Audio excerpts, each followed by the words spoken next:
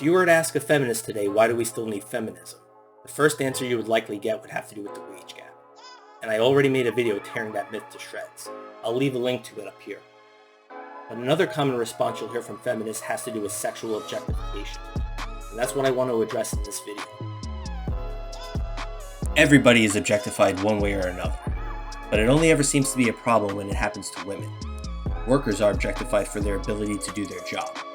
Students are only interested in their teachers for one thing, their ability to teach them a particular subject. Athletes are also objectified for their ability to play sports.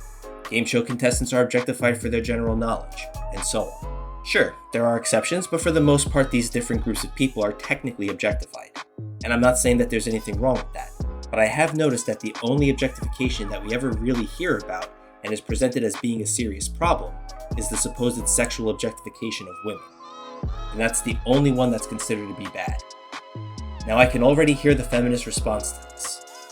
The type of objectification you're talking about is completely different. You're talking about functionalization, but that is different than sexual objectification. Okay, fine. Let's talk about sexual objectification then. There seems to be a very fine line between sexual attraction and sexual objectification. Actually, feminists just simply conflate these two. If you so much as look at a woman, you are somehow objectifying her. And these are the same feminists who constantly preach, my body, my choice. Well, his eyeballs are part of his body. He can choose to look wherever he wants to. But, there's the possibility that the woman may feel uncomfortable being in the man's field of view for a second or two. So yeah, with feminists, a woman's feeling of comfort takes priority over a man's bodily autonomy. Really what it all boils down to is that whenever feminists say sexual objectification, they are really just demonizing male sexuality. They are shaming men for being attracted to the opposite sex. But in reality, the woman is being venerated, not objectified. Even if a man finds a particular body part of a woman to be attractive, and he takes a quick glance, first of all, what harm does that do anybody? Secondly, the man is attracted to that body part specifically because it's a part of a human, a whole person, not an object. And thirdly, this is just male biology. I know it's popular these days to just dismiss it as toxic masculinity instead of trying to be more understanding of male nature. You know, if anything, men are more guilty of womanizing objects than they are of objectifying women.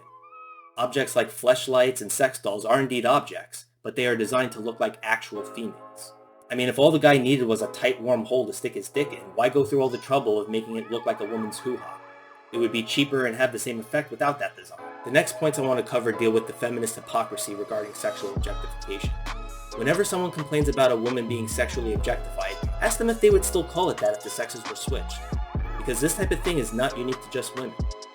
If feminists are going to complain about sexual objectification at all, they should at least be consistent about it and call it out when it happens to men. It only ever seems permissible to sexually objectify men. But feminists are very quiet about this, aren't they?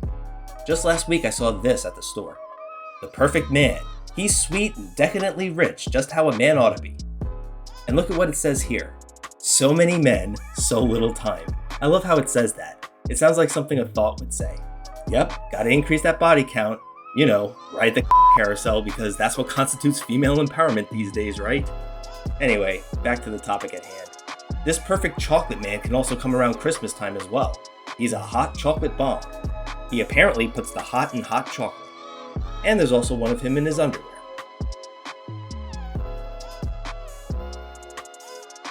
Is that what a man looks like? Check out these commercials that portray men as sex objects.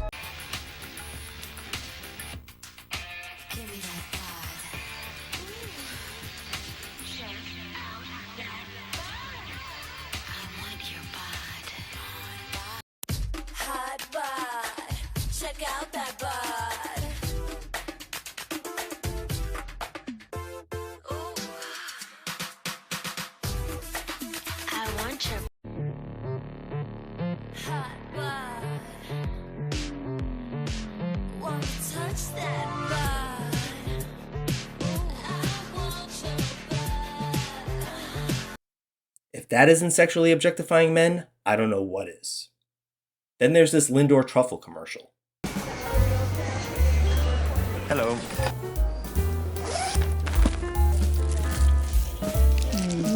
You You're eating my chocolates. We're gonna have to confiscate these. Why is that? It's a new policy. No chocolate balls. Ah yes, I'm not surprised. This is the kind of behavior I'd expect from a TSA agent. Ugh, don't get me started on the TSA. Okay. I think we should do a strip search. Excuse me? Definitely strip search. So if you could take off your pants, turn around. Is this really necessary? Stop, right there. What's wrong? Nothing, everything's right. You move very well. You must work out a lot. So, oh yeah, that's the spot. People are watching this. Anyway, you're all done. Imagine if you switched the genders here.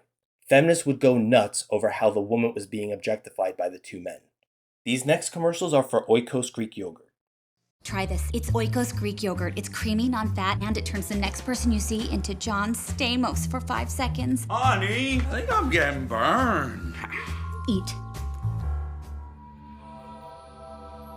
Tastes pretty good, huh? Best yogurt ever.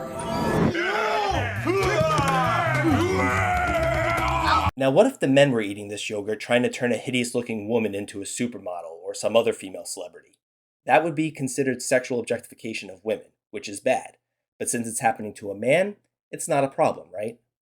And oh, by the way, look at how disgusted these women look seeing this guy. What happened to Big is Beautiful?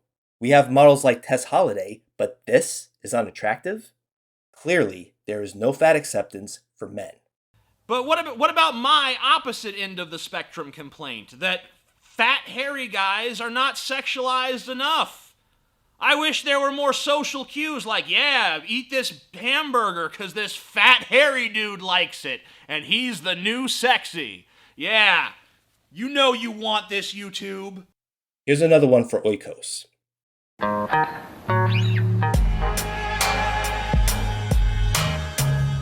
New Greek-style Oikos yogurt. Thick, smooth, and gorgeously creamy. With a luscious layer of fruit just waiting to be discovered. It's a whole new world of deliciousness. Well, you've got to allow yourself a few luxuries. You all right down there? Ah yes, muscle-bound manservants for this woman, and she's resting her feet on one of them. You know feminists would flip out if the genders were reversed. If a man was being served by several women in bikinis and he rests his feet on one of them, there would be hell to pay. But where's the feminist outrage here? Anyone? Anyone? Ah well. Anyway, here's the next one. That new guy's like a donut. He's not a donut, he's a human being, thank you very much. Tasty. Yeah, but you'll regret it. Ooh, what about him? Healthy, like this super smoothie. He's not a smoothie, he's a human being, thank you very much. Yeah. Perfect man and the perfect snack don't exist. It's funny that she said the perfect man and the perfect snack. We were just talking about that before. Miss, this seat's available. This is too good to be true. Hi, John Stamos. Enchanté. This is too good to be true. Dan and Oikos non-fat yogurt, delicious yet healthy. Sounds too good to be true. There are things that are too good to be true.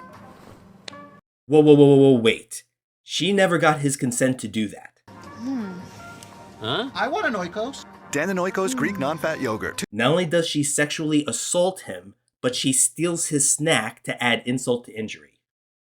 Here's another commercial where the men are treated like objects.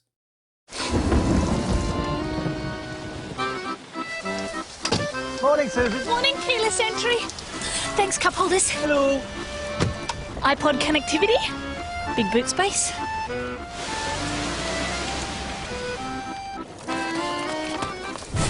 With keyless entry, 4 cup holders, iPod connectivity, and big boot space, the 2-litre Serato hatch is full of all the best extras. So the men are her personal cup holders and iPod connectivity. And they are there to serve her. So yeah, as you can see, all these ads perfectly demonstrate the double standard I was talking about.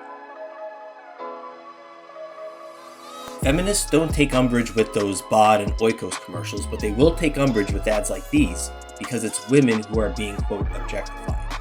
But it's not like people think she's inhuman, she's just displaying sexuality. I thought a woman's sexuality was something feminists are proud of anyway.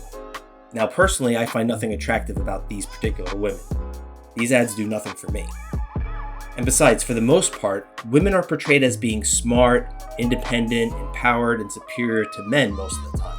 You may have a few commercials that show them as, quote, sex objects, but so what? It's better to be an object of desire than an object of disposability. If women are portrayed as sex objects, at least they are desired objects. They are wanted. Men, on the other hand, are disposable objects. They are portrayed as disgusting, undesirable, worthless, and unwanted. Not only that, but men are required to sign up for selective service. That just goes to show that men are treated as disposable objects in real life, not just in the media. So rather than looking at these women as desired objects and being happy that they are not being portrayed as disposable objects the way men are, feminists prefer to take this positive for women and make it sound like a negative. I'll leave a link in the video description to a video by the Representation Project, where they complain about these ads that objectify women. There's one ad that they feature for Fiat, but if you were to watch that commercial in its entirety, you will see that the woman slaps the man. Yeah, that's a part of the ad that they conveniently left out. So yes, let's flat out ignore violence against men when there are more serious offenses like guys being attracted to girls. Another thing feminists ignore is the way in which men are portrayed whenever women are supposedly being portrayed as sex objects. For example, take a look at this Burger King commercial. A feminist might say that the woman was being objectified here, but look at the men.